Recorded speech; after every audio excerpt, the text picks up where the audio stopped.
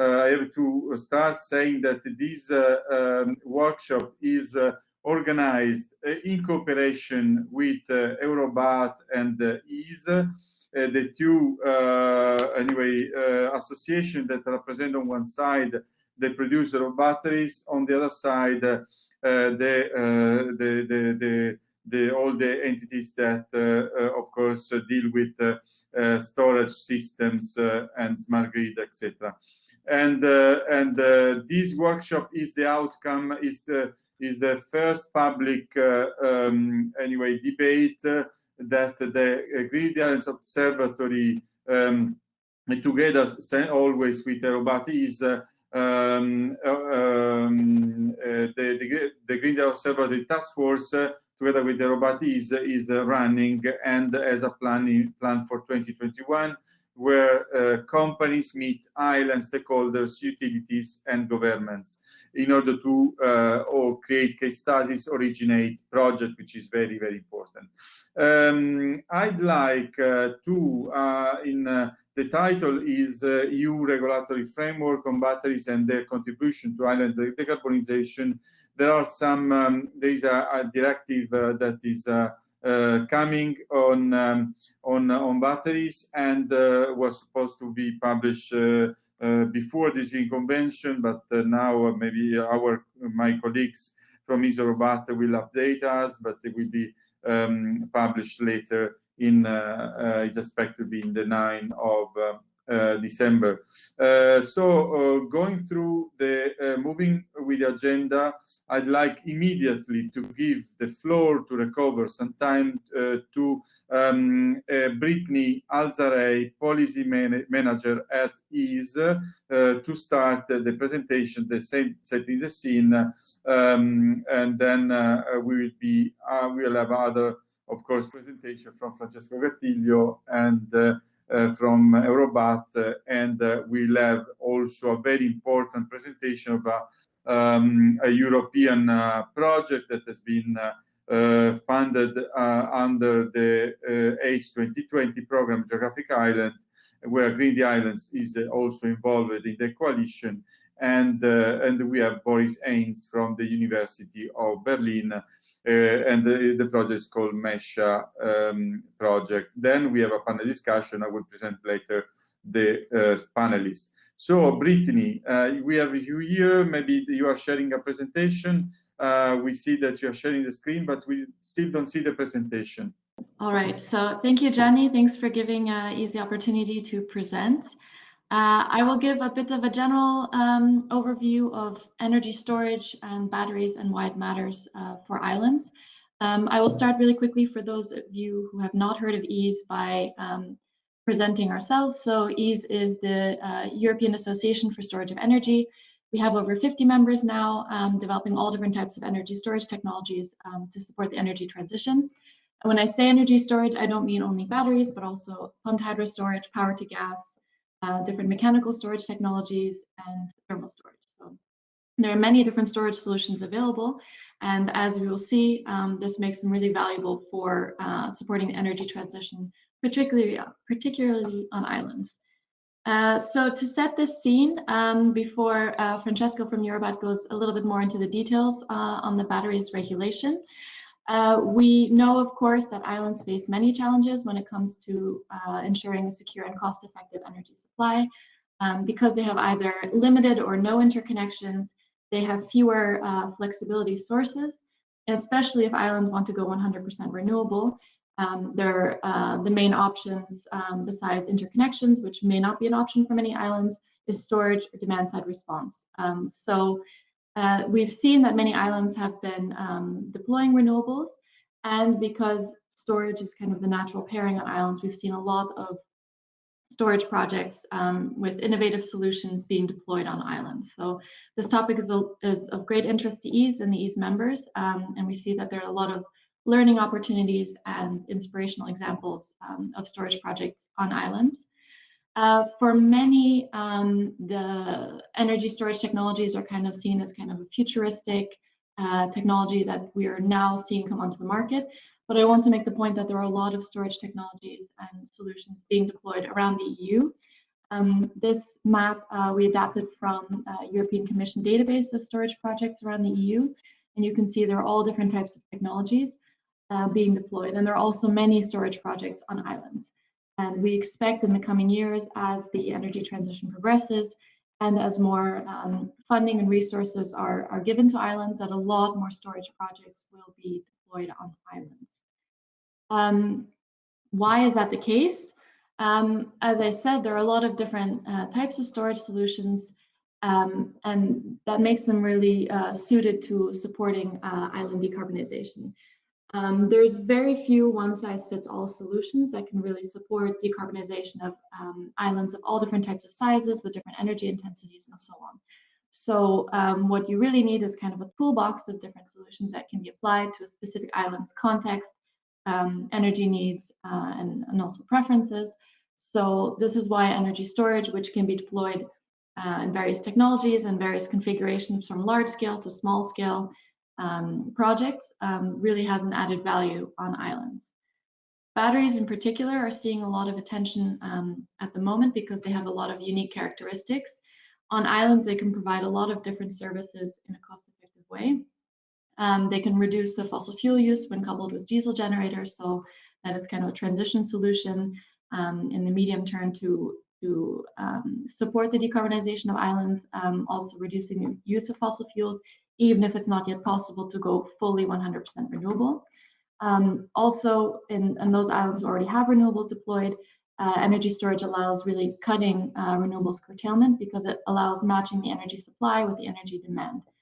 And of course, on islands where you have much less or no synthetic synchronous inertia, you need energy storage to provide grid services such as spinning reserve, which can prevent load shedding and blackouts. So energy storage is really kind of the ideal solution on islands to provide a variety of services and enable, in the short term, reducing the use of fossil fuels and integrating more and more renewables.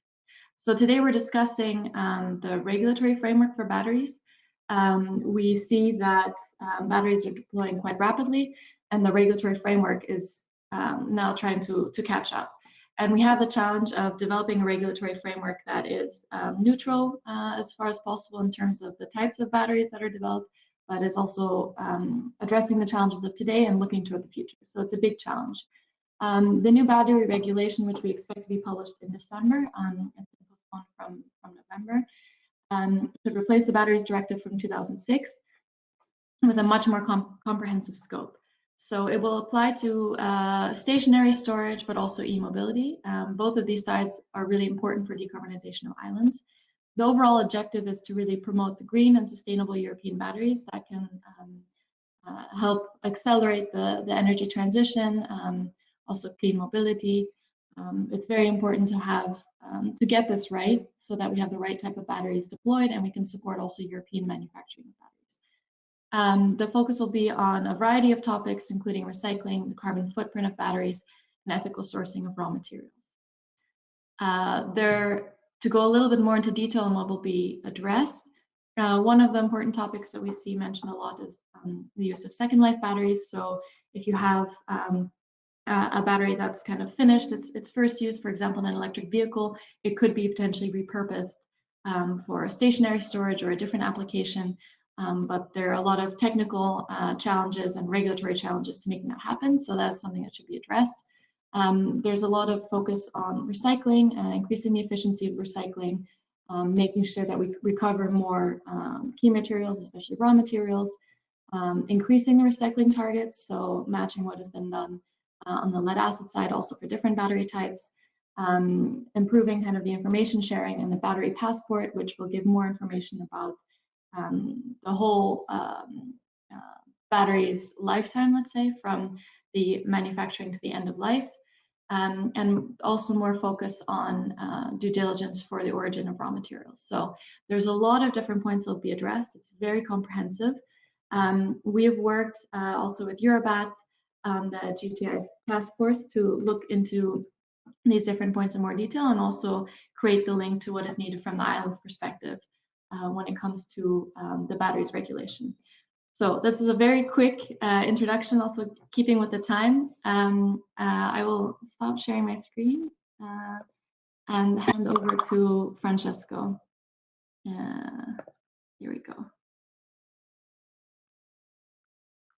Yes, we thank you very much, Brittany. A good overview about the new regulation coming, and Francesco Gattiglio. Yes, I was waiting my invitation to enter. And Francesco, now is your time, and to complement what Brittany has been said before. Thank you for the support anyway for all this webinar. Thank you. Thank you, Gianni. Thank you, Brittany. Hope you can hear me. Good morning, everyone. As introduced by Brittany and by Gianni, we'll go a bit more into details on what we expect from the batteries regulation and what is the position of the task force of greening the island that looked at this topic and will keep looking at this topic while the regulation will be discussed by the legislators. So just a few introductory words about EUROBAT. EUROBAT is the Association of European and Automotive Battery Manufacturers, represent all battery technologies, so lead, lithium, sodium, and nickel, for automotive and industrial application, which include the transport sectors, from starter battery to full electric cars, motive power, and stationary energy storage. So just looking at the timeline of the batteries regulation, the publication will be actually very soon because it's foreseen for the 9th of December. So we will finally see this long-awaited piece of regulation. And after that, we expect a very fast approval process. So the Parliament and the Council will develop their position on the proposal in the course of 2021. And we expect the negotiation between the three to start already by the end of next year. So with a final publication probably in 2022, which is quite fast if you think about it. It's 1 year and a half in the end.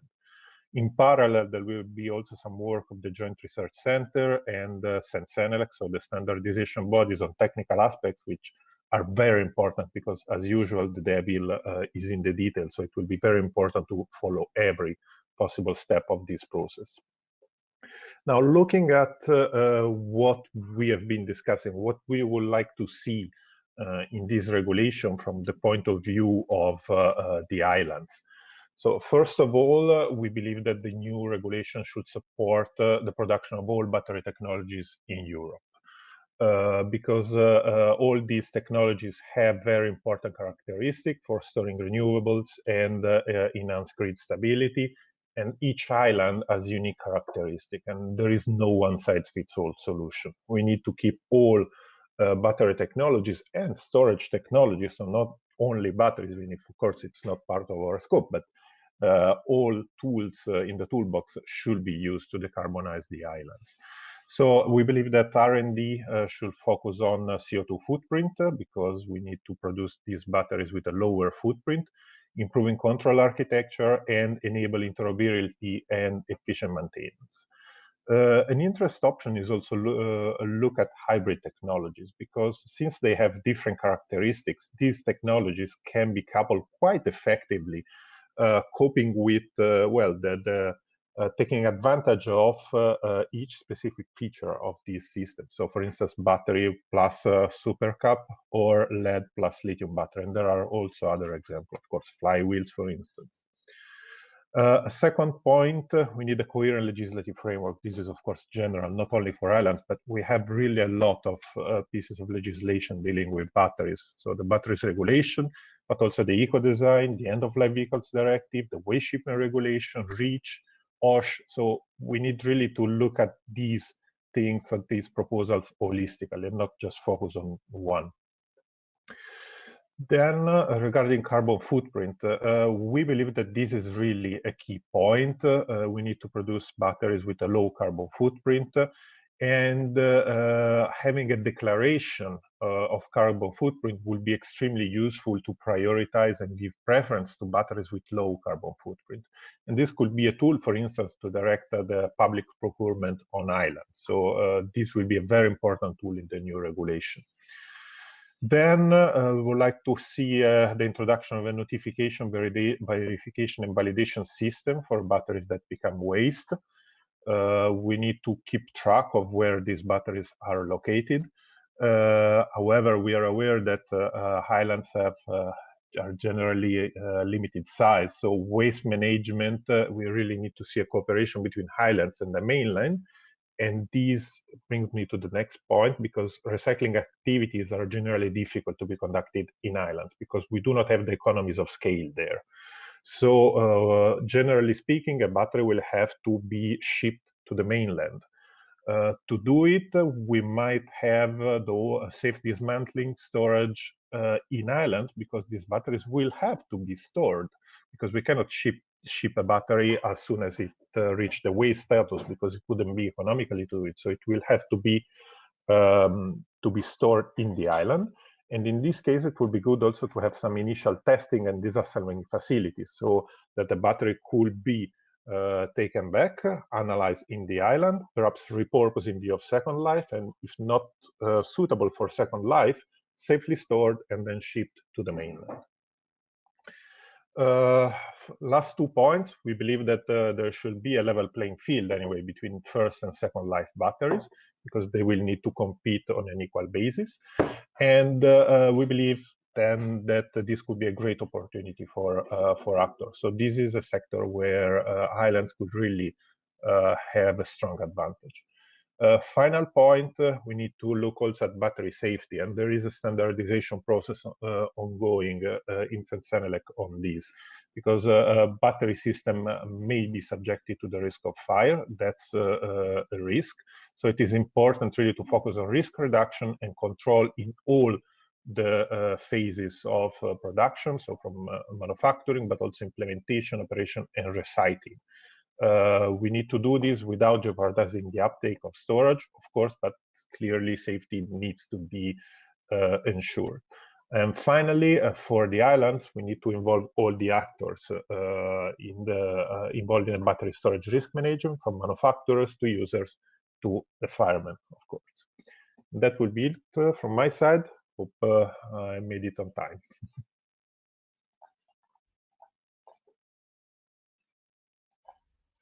Gianni, back to you. Yes, very good, Francesco. Anyway, and of course, we are going to send this proposal to recommendation to DG Environment, DG Grow, and with managing the regulation. And we, of course, as you said, as the draft is not public, etc., and they have declined to speak anyway now, but we are in contact with both DGs, and we will. They are waiting for the recommendation after that come out. Also, we are prepared, has been presented, and also from the input that will come out from this workshop. So it's very important. Having said that, I'd like to introduce, thank you, Francesco, and I ask you, Francesco and Brittany, to help me afterwards in the panel discussion, anyway, in asking some questions to the panelists. I'd like to give the floor to Boris Haynes, because anyway, there's sometimes we need good news anyway, and this project Mesha that is involve, as Boris will say, 21 partners, including GTI, and will many or 10 countries will really be an important project to run for the next 4 years, and involve not only development of innovative technologies, but also aspects related to the regulation. So, Boris, I don't see you appearing. Maybe you can ask again to join share audio. Oh, okay, I see you here now. So, Boris, the floor is yours. So at least we have also some good news. Anyway, something concrete that just started. Yes, Boris, the floor is yours. And if you can share the presentation, so I can, before leaving, I can be sure that everything works well. Yes, okay, I leave you alone.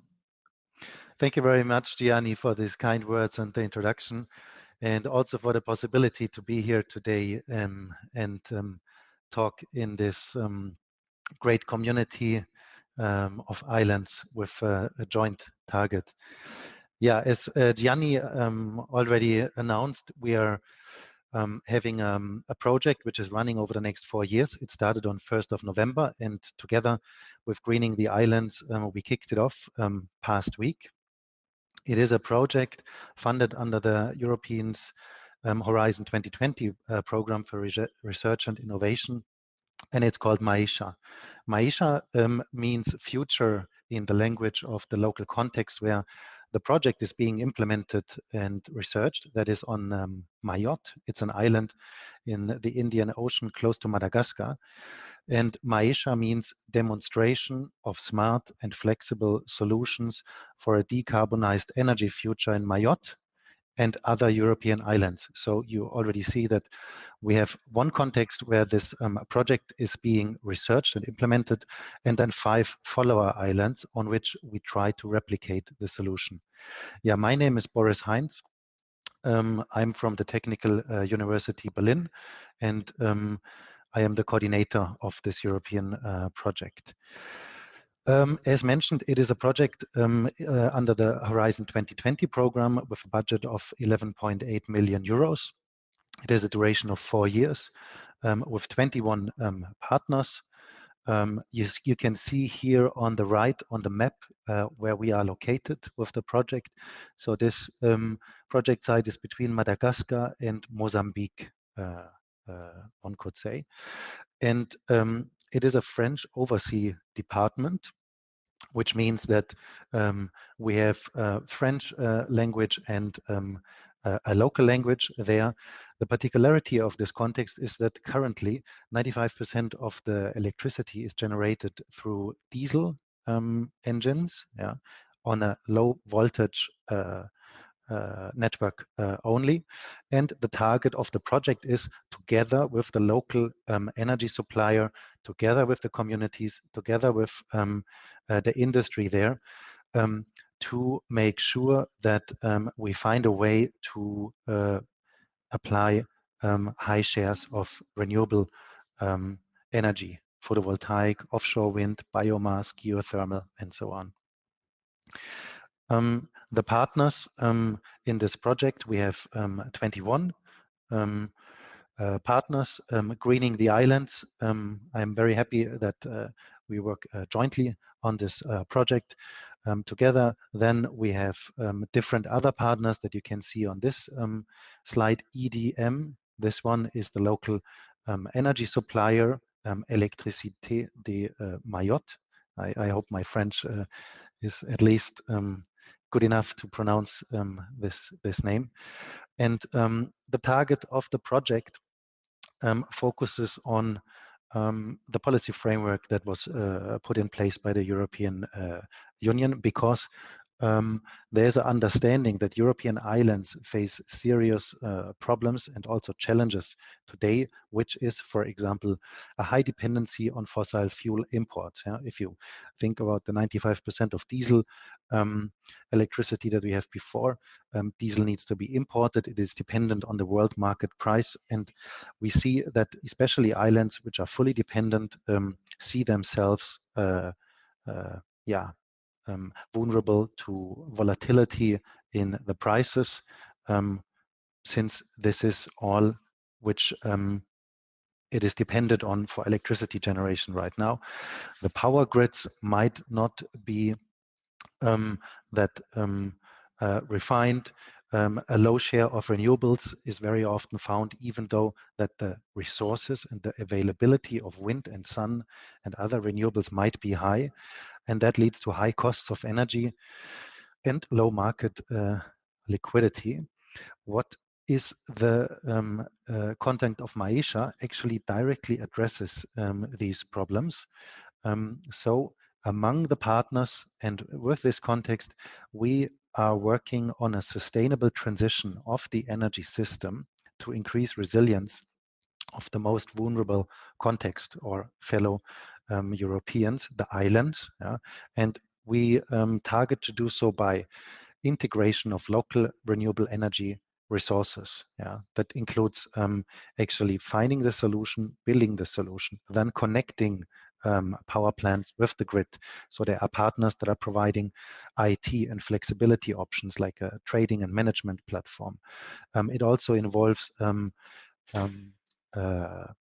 decentralized energy systems through the production in households, and so prosumer and consumer, self-consumption and production. High energy efficiency will be obviously a point. And since we are in a particular context of an island, we are working together with many stakeholders on the island, from policy, industry, community, and so on, in order to find a solution that is actually tailored to the context, that on the one hand finds out about the needs and the resources locally, and then addresses them with the resources available locally. And Maisha is in the local language, means future. And so we try to translate these future protections into the present, and we have 4 years time for that. So the solution and the implementation of the project is on Mayotte, on the island of Mayotte. And then, as already mentioned, there are 5 follower islands which are included in the project cycle as well. So we can hopefully get very good insights into same but different contexts. Same because they are all islands, different because the needs and the resources might be might have a variability. The decarbonization of the energy systems is targeted by large deployment of renewable energy systems, the installation of tailored, innovative flexibility services, depending on what industry, what demand, what consumption, and what decentralized production we have in, for example, households. We have modeling parts in the model. We have parts for activation, involvement of the community locally, in order to also feed into the modeling and make sure that we have a holistic model that addresses the challenges. In Europe, there are more than 1.2 million inhabitants spread on geographical islands and overseas territories. So it's for the replication. This is just a small part of it. Also the demonstration site, it is a demonstration site to demonstrate the feasibility of the project, but there is still a lot of work ahead of us if this is to be spread on others. The objectives of Maisha are 6, as we wrote them down.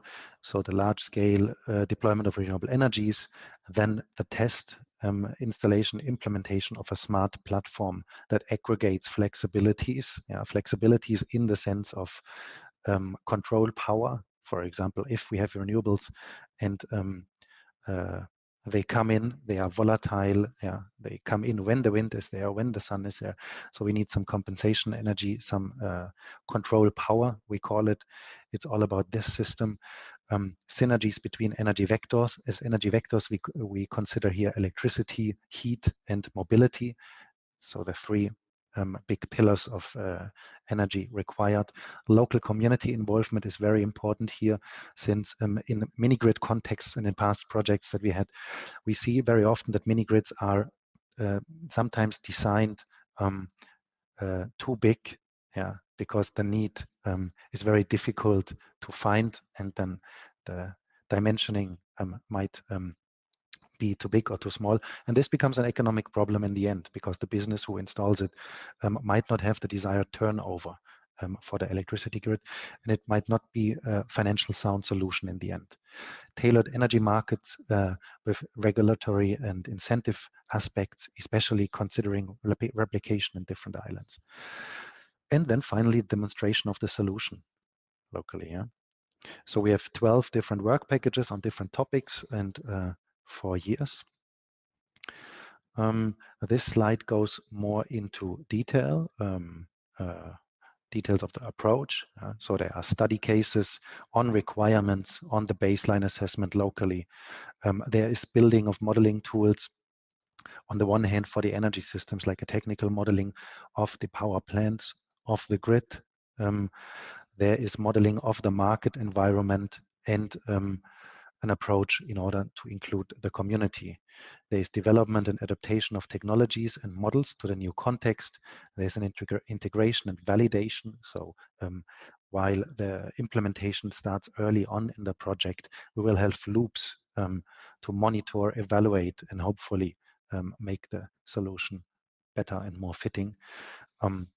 So this is a demonstration of the operational environment together with the local energy supplier. We are very happy that we have them on board, since they are running the diesel generators right now, and they would be the key partner in enabling this transition. And in the end, it is planned to have a summary and if you want, so like a review and an optimization of everything that has happened, in order to find manuals and models that we can hand out to follow our islands. Yeah, this is the general picture for which we should maybe not go into each box. We have a user-centered approach. Yeah, so the needs, resources, and demands locally are incorporated in a transition board on the top. We have market, energy economy, parts, forecasting, and modeling. There's the grid operation under it, and there's a flexibility management and trading platform that is supposed to bring all together. Yeah, the expected impacts in the project we have formulated as 4 different ones. It is clear reduction of fossil fuel consumption is one of the targets. Stability of the power grid is very important, especially if we are now revising the generation and having the possibility to introduce a flexibility platform that allows to monitor the frequency in the net. Yeah? Creation of local energy communities, so to include into the market decentralized energy production and find a business model so that this becomes attractive and is replicated also within the context. Improvement of air quality, local economy, society, and environment. One part of the project also includes an assessment which is based along the Sustainable Development Goals of the United Nations. There are 17 goals that describe all areas of life, of human life. Yeah. And since Mayotte has a population with 84% under the poverty line, we have a development context and partly a European context. So this is a challenge that we want to address with an impact assessment along the Sustainable Development Goals in order to find out what will be the difference, or what actually is the difference in economy, society, and environmental spheres. Yeah, thank you very much for the opportunity to speak about the project and to present it here to this expert community. As mentioned, my name is Boris Heinz, and you can reach us at the university under the address maisha@ensis.tu-berlin.de, and there are several. Yeah, I'm not a digital native. I don't know how you call this, links or handles. Like you can find us on LinkedIn, Twitter, and Facebook, and there should be very soon a project webpage. Thank you very much, Boris. Anyways, it will be absolutely a great project.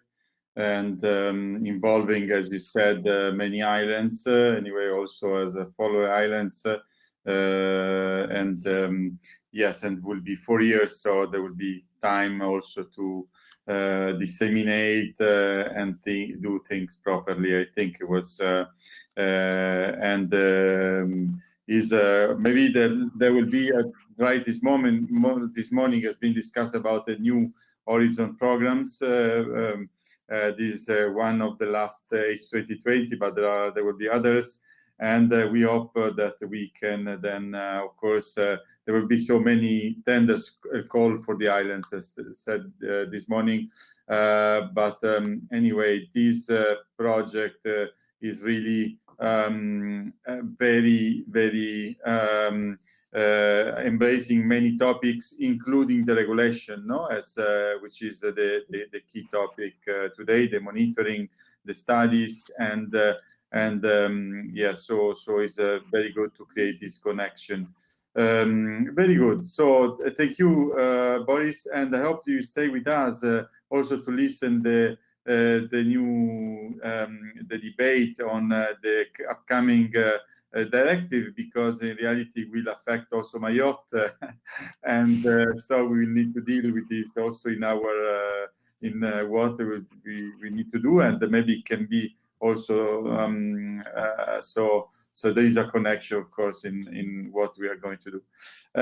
Thank you, Boris, and feel free to jump anyway if you have any comments during the debate. Thank you very much. Thank you. So I'd like to call in the roundtable now the panelists. So we do not have, unfortunately, Mr. Sandro Gil. I don't know if Mr. Kremlis will manage to join us, because, as I said before, George Kremlis is from DG Environment, is in contact with the Director General and is going to bring our recommendation to DG Environment and DG Grow as ambassador, let me say. But we have Mr. Olli Kuronen from CFO of Eunice. We have Norman Zammit, Divisional Manager of Business Strategy and Commercial of Enemalta. We have Julie Salgado, Head of Institutional Affairs at Endesa on the Balearic Islands. And we have Michel Lippert, the Director of Innovations and Solution for Energy of Saft, which is our leading company for the storage. So I think we have all the, we have a really very good representation. And I like to ask also to join us the co-coordinator of this table, Brittany, and Francesco from EASE and EUROBAT, because I asked them to, anyway, to help in the debate and in the panel discussion. Now you are coming, yes. So and Francesco and Brittany maybe is coming. Yes, very good. Yes. So anyway, this is a panel discussion on the upcoming directive. Of course, we had Brittany, Francesco. We had a meeting of the task force a few weeks ago, and we did prepare some recommendation, having input from also the utilities of the islands, like Endesa and Enemalta, no, which are here. And so I'd like maybe Norman, you have seen our recommendations, and we did point out the points of the island, and also to Endesa. Anyway, I'd like to have your comments and maybe explain better what we put in the recommendations from the island perspective. Anyway.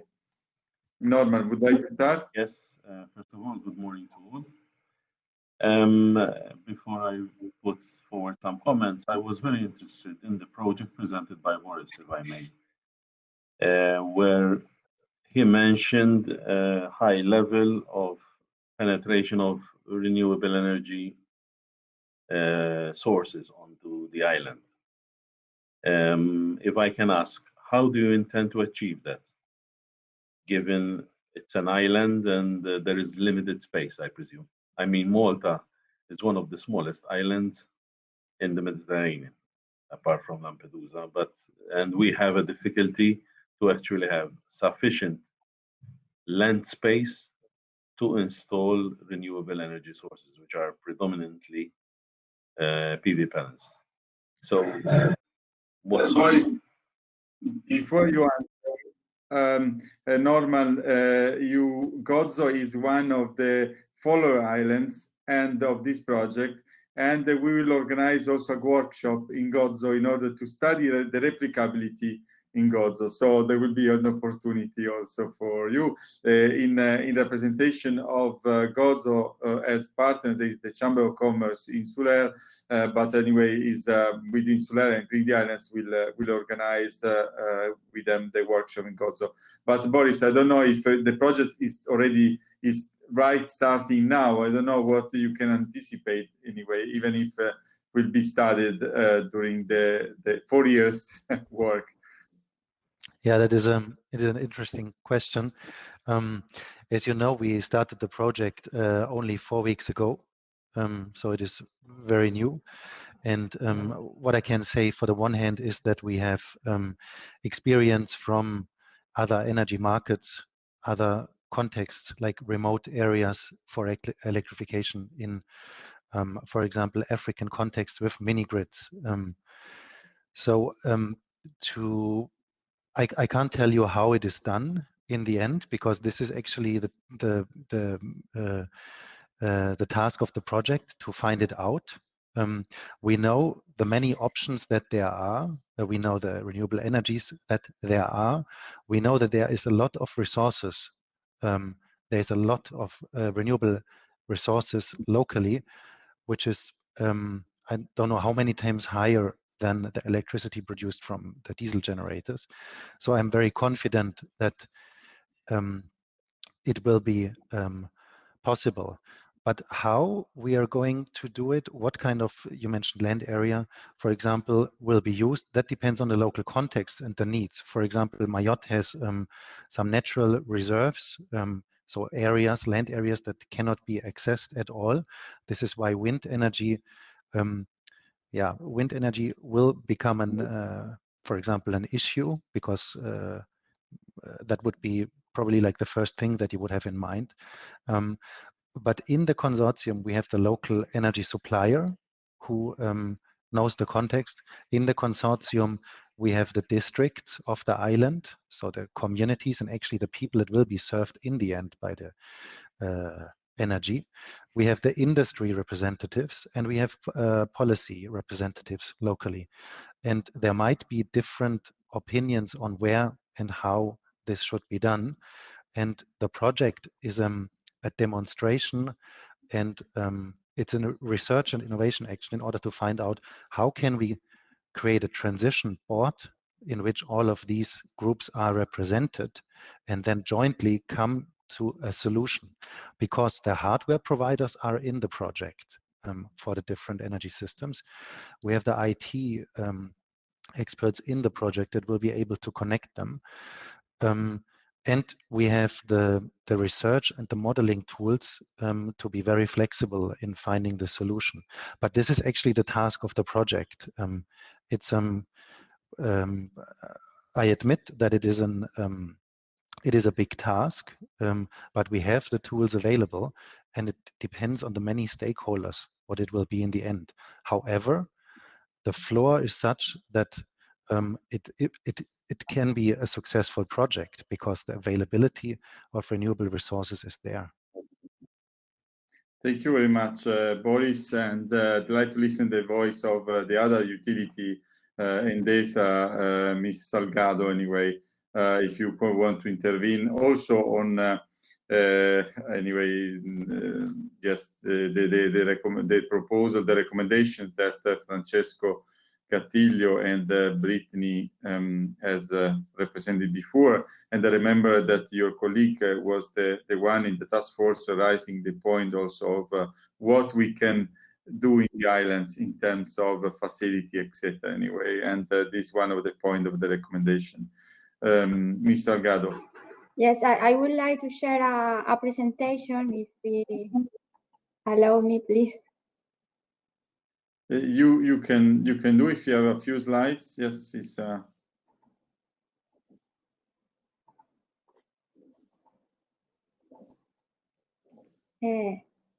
I don't know if it works now. Can you see it? Not yet. Not yet. Otherwise, if we have the presentation, we can show on behalf of you if you send to my assistant. Yes. Or otherwise, anyway, while you solve the problem of the presentation, maybe talking with our team. I don't know if Francesco would like to bring again the table on the directive and our recommendations. Francesco. Yes, I can share it. Just give me 1 second.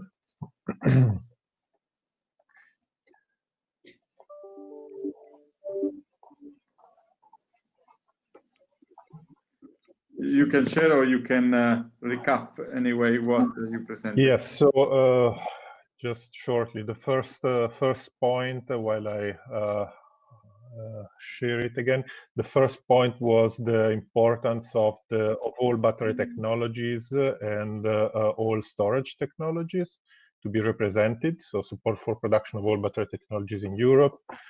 Second one was to ensure the coherent legislative framework on batteries, so including all pieces of legislation. Then the third one was to introduce a carbon footprint declaration, which would be a useful tool for highland public procurement. Then the notification, verification, and validation system for batteries that become waste to keep track of them. Revising and updating the recycling efficiency targets, including in the batteries directive, which will be a regulation, of course.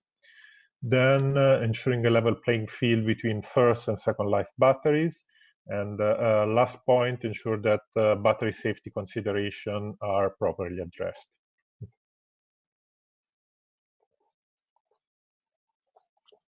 Yes, and you mentioned the point of anyway possible facilities. Yes. Or in the island. Actually, yes. that's something that perhaps could be a good topic for this panel.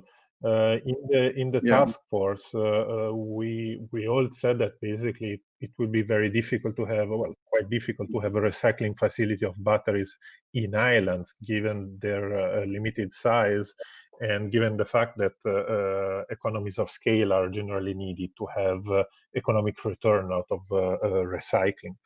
However, we consider that perhaps what could be feasible is to have disassembly facilities in Ireland that could test batteries from electric vehicles to see if they are suitable for second life application and already repurpose them in the island, since the repurposing process is quite a manual one and doesn't really rely on the economies of scale. So perhaps that's a question for the panel. Do you think these options might be interesting?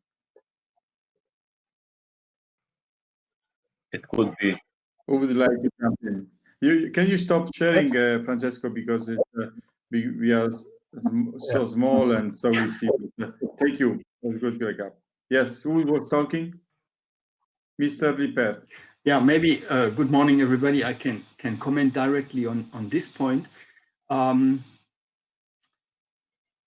There's a specific thing about recycling in general, because in order to be efficient, you need economies of scale, and it's probably difficult to realize this on an island, simply because you don't have these economies. So a specific issue here is that I think most of the batteries or energy storage devices need to be shipped back to a large-scale recycling facility.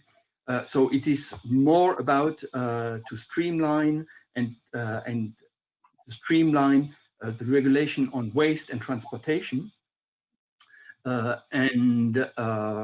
For example, but this is things that are going on right now, to to consider that the battery that is at its end of life is not necessarily, it is a dangerous good like it is at the beginning of life, but not necessarily a hazardous waste. And for example, to apply for the shipping back of end-of-life batteries, the same regulation then for the initial shipping. So these are things that are happening right now in order not to make shipping back a very difficult, costly, complex thing. And in this sense, but it's a small technical point, disassembly of batteries may be even more complicated, because still then if you have to ship back certain components to the mainland, it may be more difficult than to ship back the entire, for example, a battery container. For what concerns SAFT, and I give you the point of a battery manufacturer, we ship initially the batteries in complete containers. They are thought to be transportation containers when they are new. And we consider that most probably they will be best shipped back in this entire container before disassembly. Now, your point was a somewhat specific one on electric vehicles, of course, for second life. And in this case, I could perfectly imagine that there could be some initial testing to make sure, or to know whether this specific battery can be used in a second life, and then to keep it in the island, and those ones that are not suitable for second life, to ship them back. So there's this question of how to sort out what remains on the island and what should be shipped back. This is certainly a suitable point. Thank you very much, Mr. Lippert. Anyway, of course, from producer batteries is a very important point of view. Of course, it's relevant anyway. And what about your point of view, Mr. Coronen? Yes. I think I had the same, Michael, that in order to facilitate recycling batteries from the islands, you need to have economies of scale. So maybe it's a country specific or something.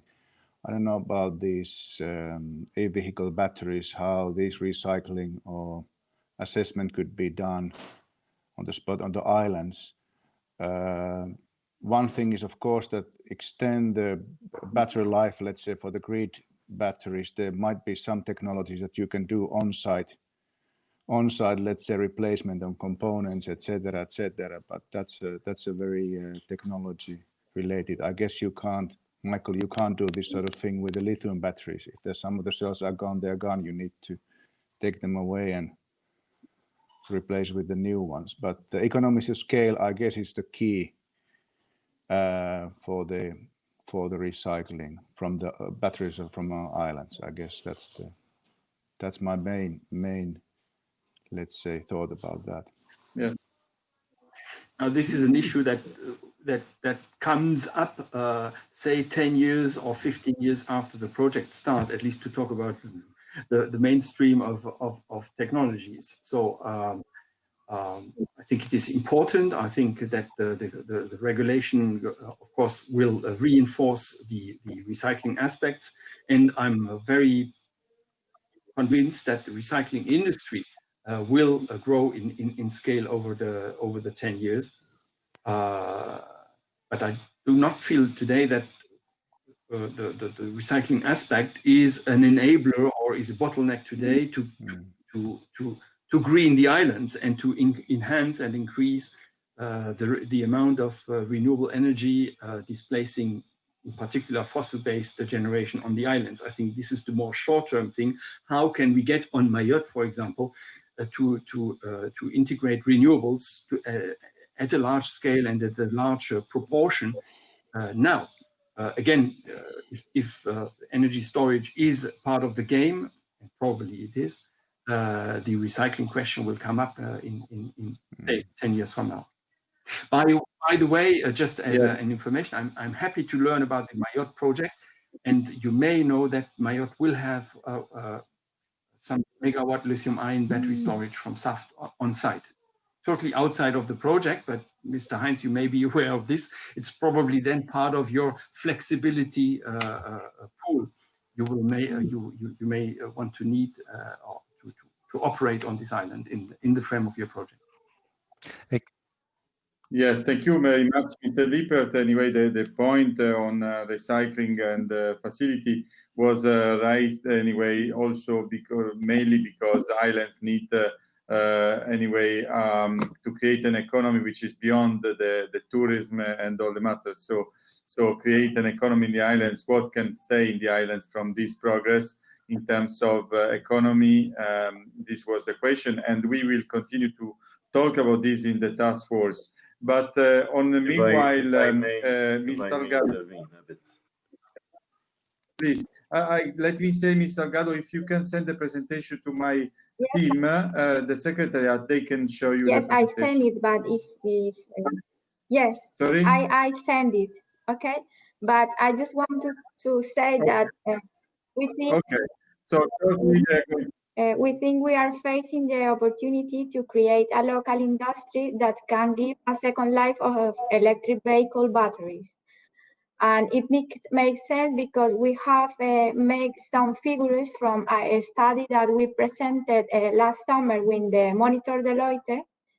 And we can see that a second life to electric vehicle batteries figures for recovery capacity from cars of the capacity to be replaced in larger storage have the same order or magnitude.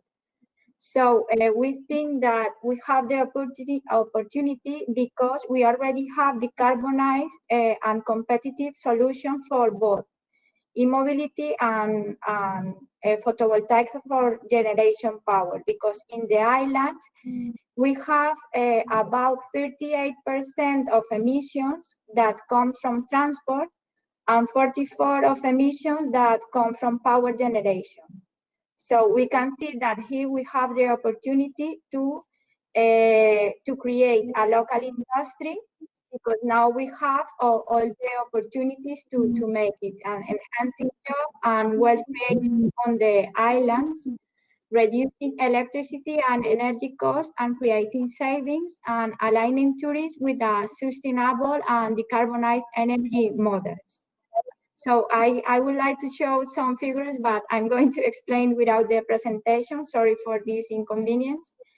And actually, we have a current annual terawatt hours that is around 6 terawatt hours, and we will increase to 10 annual terawatt hours.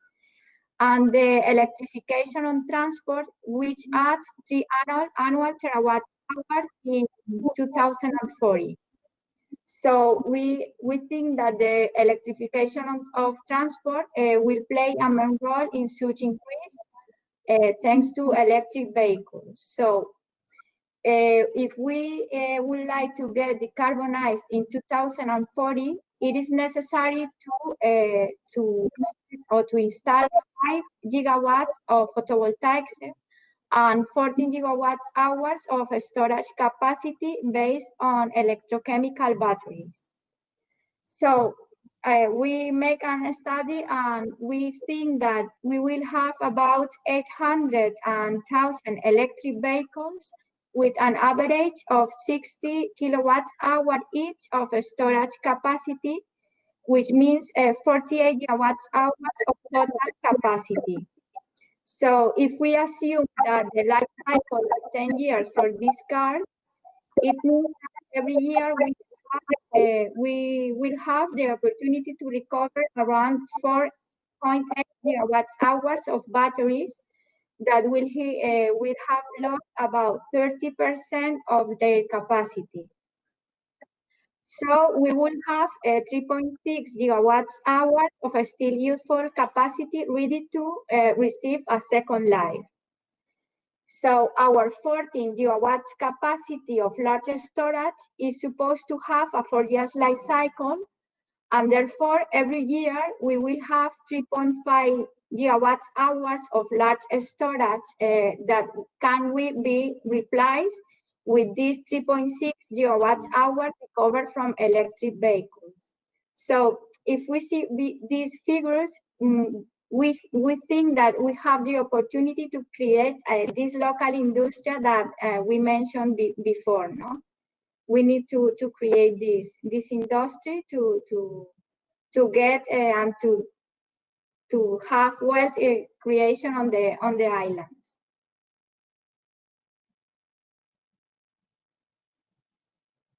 Thank you, Ms. Salgado. And Lippert, maybe is something is the voice of Endesa. So anyway, I think is not a remote opportunity, but could be something concrete anyway. Endesa made some studies. No, what do you think? Well, I think it is extremely interesting what we just heard, to have this as a model on the island. Of course, we could discuss for hours much more in detail.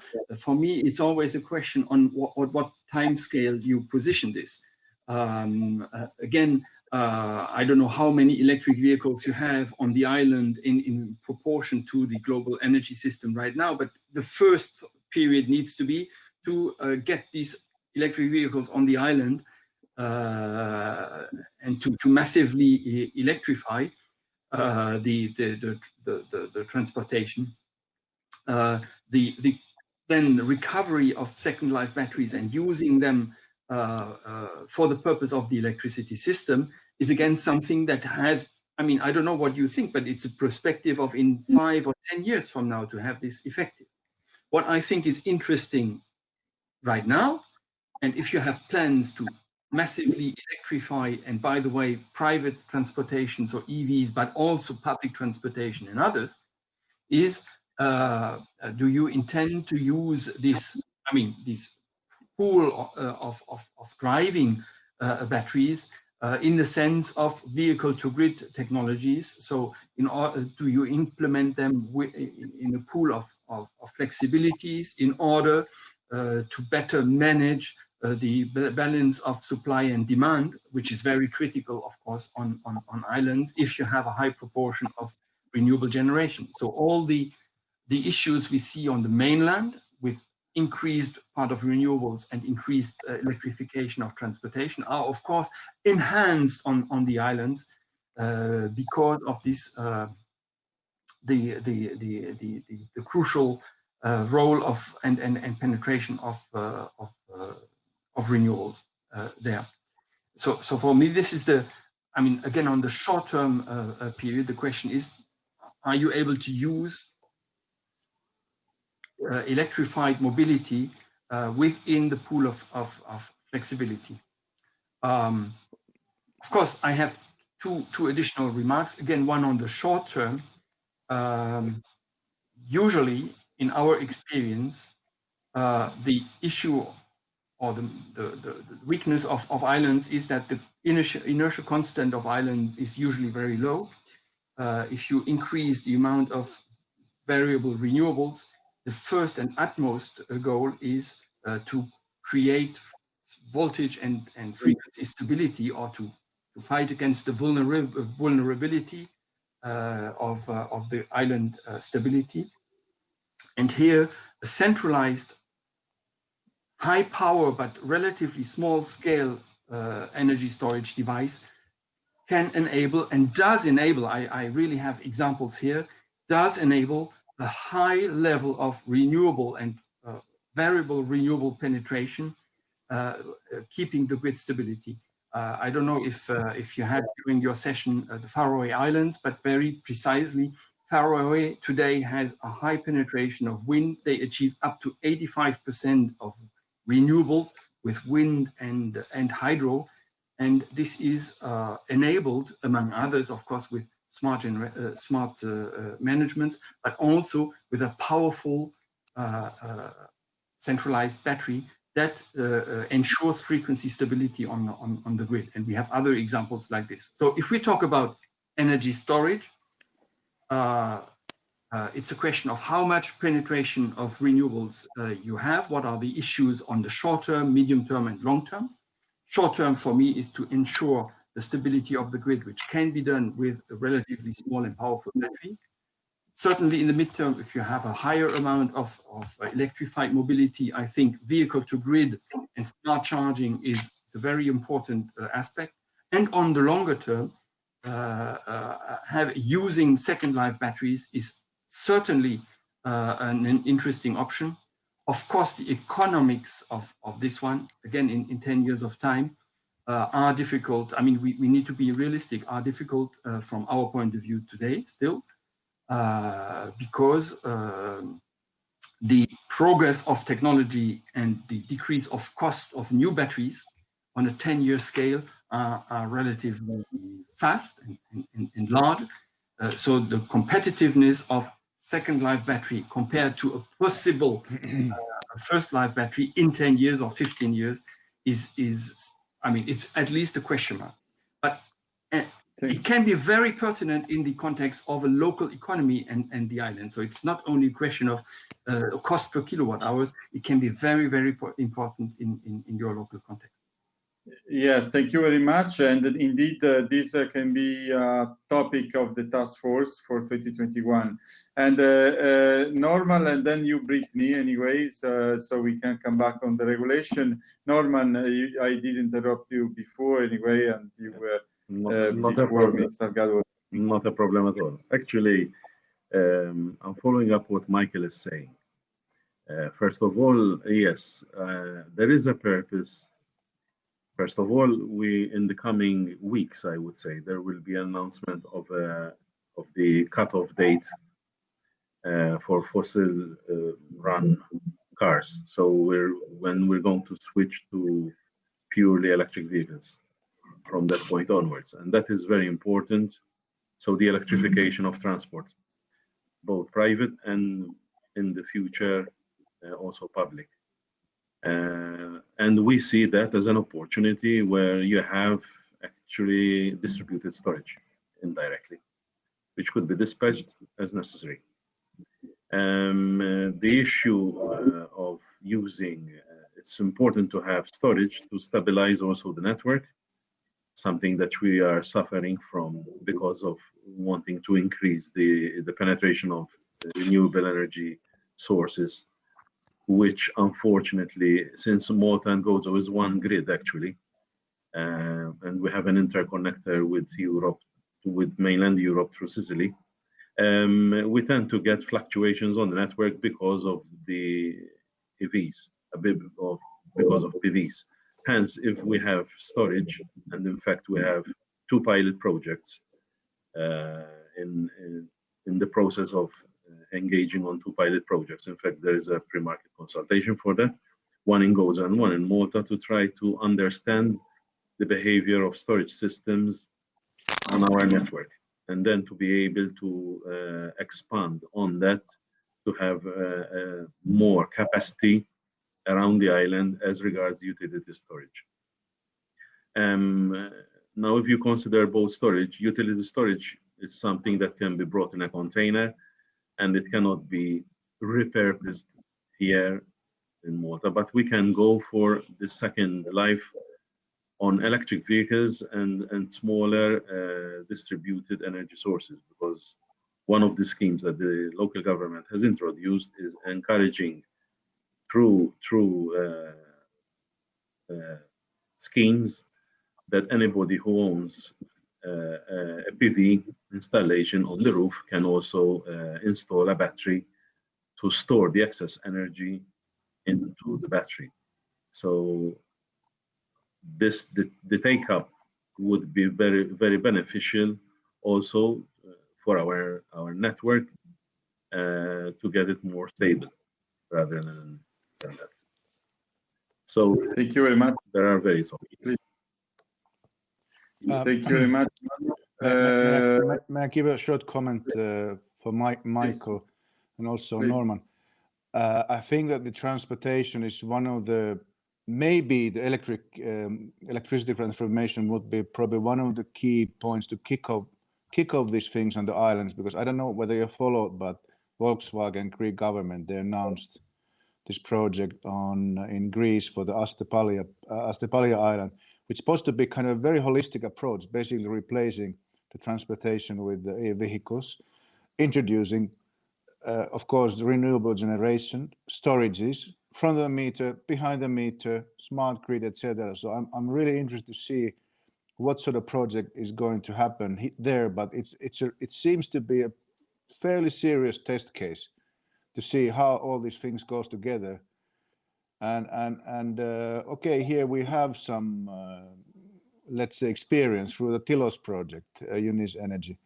And there we are living the everyday life where we can reach the 80% in the summertime, over 100%, because this is not completely non-interconnected. It's connected with the neighboring island. So this is what we've been doing. It's working perfectly. I mean, and not only that, we also participate in the electricity markets, meaning that we participate the next day market in terms of forecast, etc. So what Michael said about this, let's say, front of the meter, like a grid battery, that's I guess really one of the key things. However, here's the issue: what is the relationship with the private operators and DSOs? Because we know that the EU Green Deal includes this concept of that storage, energy storage should be owned by the private operators, unless there is a very necessary reason to do it by the DSO. So this is also very interesting on the islands. What is it actually, the scheme which is applied, and that's something to really to follow up. Every country has different schemes actually for that. Thank you, Brittany. Is your time now? Yes.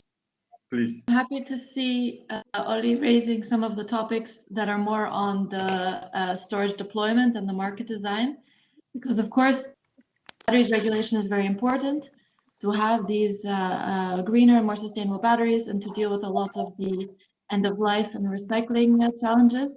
But we see also from the EASE perspective, there's a lot of work still to be done to really support the storage business case and clarify some of these uncertainties when it comes to deploying storage. So for example, ownership of storage in the clean energy package for islands to have the system operator being able to own and operate storage if there's an absence of competitive supply.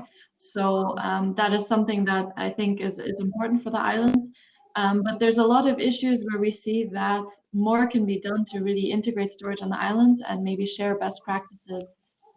We'll see in the coming years a lot of funding hopefully being made available through the Recovery and Resilience Facility, the Just Transition Fund, and other EU programs. And then the question will really be how to create the markets and how to create this pull factor for storage. Another point that we were discussing now is about the electric vehicles and vehicle to grid and integrating the different resources. And at EU level, there is a discussion on the sector integration strategy. And I think that's also a point that we could look for on islands to make sure that all these different resources together, so not just batteries, but also demand side response, thermal storage behind the meter, all these can play well together. I think that's also something in the medium term that we could look into to support the transition on islands. So there's a lot of interesting points to be raised. I bet we could discuss for another hour, but those are just some thoughts from the EASE perspective. Yes. Anyway, Francesco, anyway, I invite you to the audience to reply to a poll, is on where the EU storage regulation should focus more on. Anyway, I see there are some answers, so we engage the people. And if you have any question, you can chat. Anyway, write the question in the chat. Feel free to do it. On the meanwhile, so the way forward, we have the last 10 minutes anyway, just to because I think it's been a very good debate because we have utilities, we have a storage producer, we have a university, anyway, we have renewables producers, etc. And we have the two associations. So it's really a very good panel of complementarities, So it's and we have a lot to do anyway because the regulation is not to be completed in 1 month or 2 months. So we have, and in the task force in 2021, we'll talk about the regulation, but we will talk about technology. We will alternate on, of course, on the two topics. We had a very good discussion, Francesco, and there was for EASE Jacopo Tosoni, also on the technology and on the smart grid management system in connection with mobility and storage.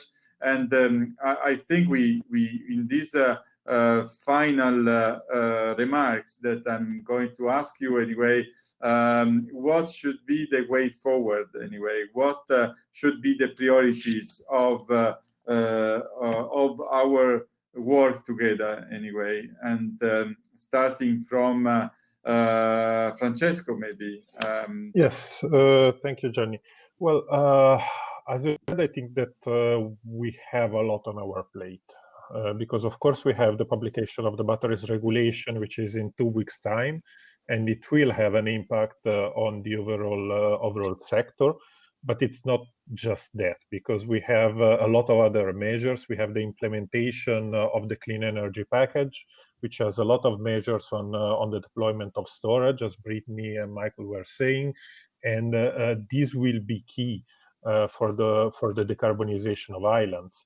And then we have also all the parts on sharing of best practices, information sharing about technologies, which should be part of the work of the task force, if you ask me. So I think we should have a close look at the regulation and the legislative proposal to see where we can really bring the point of view of the islands, where islands can really be the added value. But we should also share information about what it is possible to do, so to keep decarbonizing islands. So to me, we have this two-ways approach on both technologies and regulation, which we should try to keep. It's not easy because it's a lot, but it's what we will need to work on in the coming months. Yes, thank you, Francesco. And Brittany, I will come back to you in the conclusion anyway, and from the two utilities anyway, on what are from your side the priorities we should focus on working together anyway. Of course, with EASE EUROBAT, we are trying to create the island corner in the activities, of storage, batteries, etc. anyway. And from the point of view of the islands utilities, normal, what should be the priorities of the work for 2021? I believe, as Francesco said, sharing of best practices in this field is very important. Even, excuse me, even from other projects which are taken in hand, because those can bring experience to the smaller.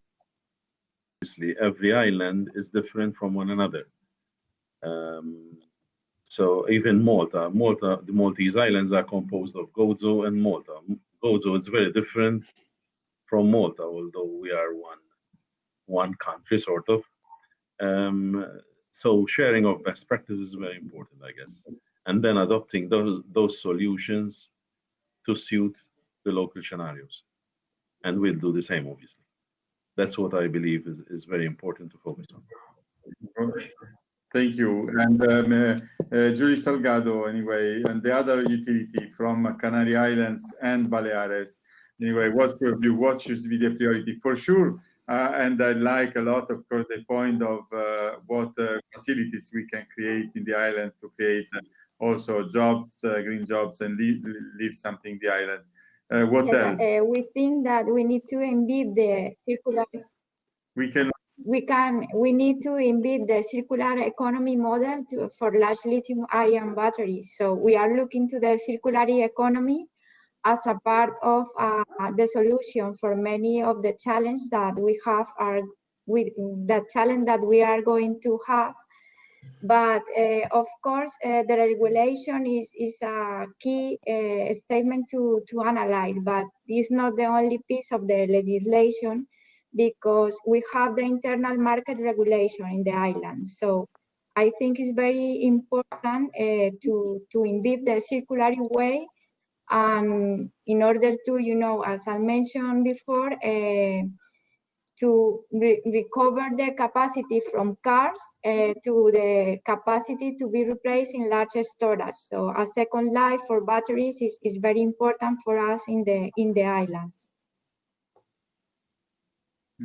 And I'd like to bring on the table also one point that came out from the workshop on the technologies market management system.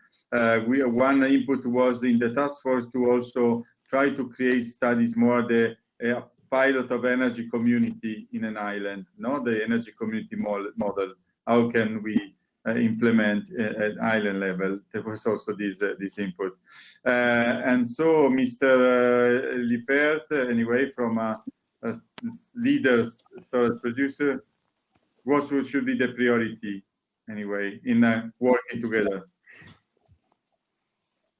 Well, I mean, first of all, concerning the regulation as such, we have understood that it is, well, it is coming.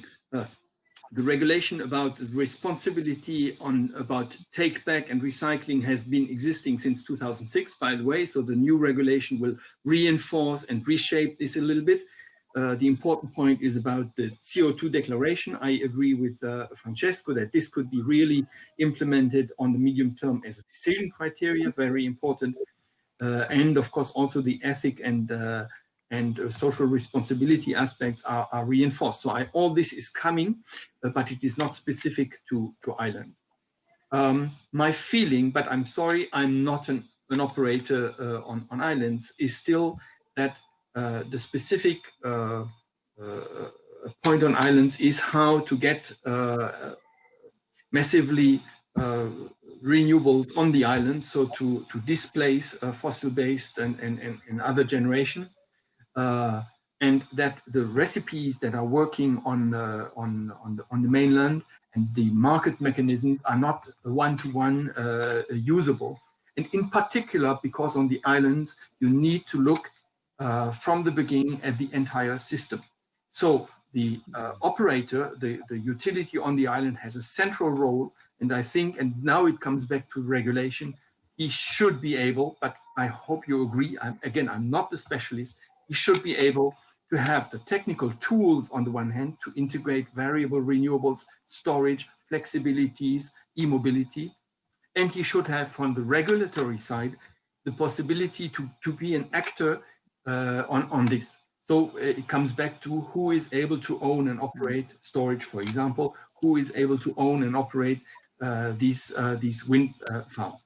If you just consider that there should be an independent operator coming from somewhere and an investor who puts a wind farm on your island, and that's what it is, and he is expecting to get a fixed remuneration per watt hour, I think, and Norman is shaking his hand, this doesn't work as such. You need to look at it from a system perspective, how to integrate this wind into the island, how to have it operating in your island context. And therefore, again, I believe the island utility has to have both the technical tools, always your job on your project, and he has to have the regulatory freedom to do it. And I think there we could maybe foster and think more deeply where are the gaps we are missing today. But again, I'm only looking at this from a little bit more from the outside. I'm not an island specialist, but that's my point of view. No problem. No problem. We bring you to the island corner. So the same view from the inside as well. Don't worry. So you agree? Because certain projects might not be feasible for an investor, but are required for the nation. And the utility cannot step in because as a DSO, we cannot own battery storage. Yes, that's our point. That's bring the islands match needs with solutions. So anyway, so Mr. Cornen, your final remarks on what should be the priority of our cooperation. I think what I raised earlier as a experience from the Tilos project, I think that this regulation and market design and rolling on the island is very, very important, because that's probably the fundamental, let's say, the framework where you bring then technologies and flexibilities, etc. Because, I mean, for example, behind the meter storages or front of the meter, V2G, everything starts from the fact that there is some sort of framework, who has what roles and how these various, let's say, technologies or services are procured. And the key thing is that many different countries have different schemes. Is now, because we did some pioneering work for Tilos project, now we are entering the phase where there are going to be four islands, which are not going to be, let's say, interconnected, at least for the next 10 years. There's going to be a bidding for 4 hybrid power stations, where is a there is a clear market scheme in terms of remuneration, and let's say how all this will be done in investment. So everybody can go and try to find the sites for these hybrid power stations, secure, let's say, the basic licensing, and then you participate the bidding. This is where we have come, but it has taken 5 years. From Tilos, which was pioneering, we had to fight for everything. It was a Horizon 2020 project, and there was no framework. So you had to start to, but how to license this, how to negotiate the PPAs, how to do everything. So this is maybe something that sometimes I feel that, I mean, it's good to share the experiences, but we're calling it a demo project because these are demos, because there's no framework. So basically it should be turned another way around, start from the market design and regulation, how you facilitate the installment of such facilities, or just energy storage as such. So that's my... Very good point, very, very important. Before going back to Brittany, to you, from the point of view of university, Boris, and also representative of Mesha project, anyway, what suggestion you give us, and maybe we manage to involve you in some meetings we'll do anyway on this kind of cooperation. We are missing a university in the table. I can just join what has been said before, that if I have to think about what is the challenge that probably is coming towards us, and is the biggest one, it's probably also the frequency, like how to ensure that the frequency in such a small, restricted area can be good. There's still we have voices that say that 2/3 have to be rotating masses in order to keep the frequency. But then, for example, in the case of Germany, we have proven a very different case with like 80% renewables, wind and solar, for like 1 or 2 days. So I think this is not, this is from an old era still. So, but still, this will be probably the thing that the flexibility and management platform can solve. But it will be interesting to see, especially with the batteries. Actually, next week we go to Mayotte, and we try to see the grid and the power plants and everything as far as we can to get first data. The second aspect, which is important in the project, is that it is jointly developed with the local population and the stakeholders. And this is, we will see how this works and how this goes. This is the promise that we had in a proposal. And from that side, I'm open to discuss further. I think this is an interesting round and platform. Thank you very much. Brittany, final remarks from your side. Yeah, it's always difficult to go after so many important and interesting things were said.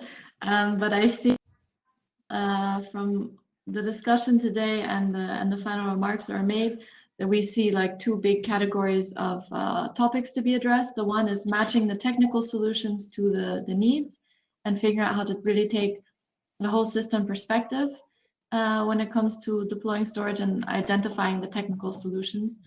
And the second big basket, let's say, is the regulatory framework. So trying to figure out what the gaps are, trying to understand how you can really allow these mature projects and not just demo projects to be deployed, maybe sharing best practices, and also figuring out what is needed to ensure the financing and the long-term viability of the business case. So as Francesco said, there's a lot on our plate beyond the batteries directive. So we will have a lot of discussions to have, and I think it's really good to have this multi-stakeholder approach, making sure that all of the various stakeholders and players are involved in the discussion, because it is really a complicated and complex issue.